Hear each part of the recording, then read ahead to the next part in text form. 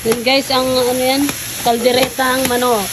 Yan po handa ngayon ni Sisi sa 40 days na kanyang ama. At yun, nakulo na po ang ano. Nakulo na po ang ano, yung kanin.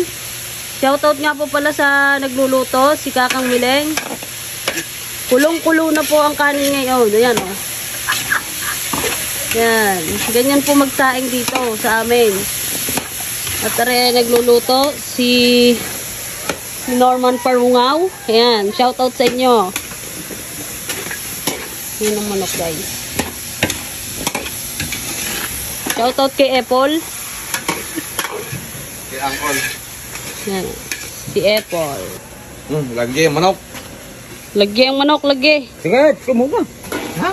Luluto-lutuin pa yan. Matigas yan. Tigas kayo. Sige. Guys, ito ang ano, ang sahog ng mga lulutuin dito kay Nasisi. Guys, ari ang pangkilawin guys. Yan guys. Kilawin. Ito ang papaniga. Lalagyan mo ng cheese. Yan. Nalabas naman ang cleavage mo, Beshi. Ay, sorry. Taba ako to. Hindi naman cleavage. Ito ba? Akala ko cleavage eh. Wala to. Magaling maghalaw. Matatapon pa eh. Yan. Anong niluluto mo? Kalderetang patatas at saka carrots. Wala na po siyang lahok na karne. Dahil yun yata lahat ng biniling call center, patatas at saka carrots. Kita mo kay 15 kilo yan.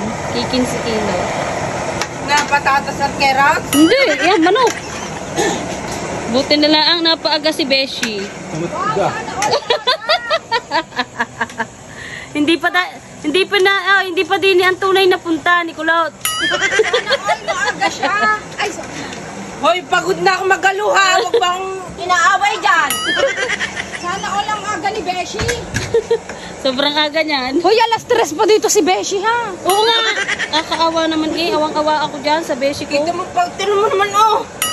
Pagod eh. Kakarating laang. Hindi naman tubig. Beshi, bumili ka muna ng ano. Inutusan ba? Diyos ko. Ako nang bibili. Sige, samahan kita.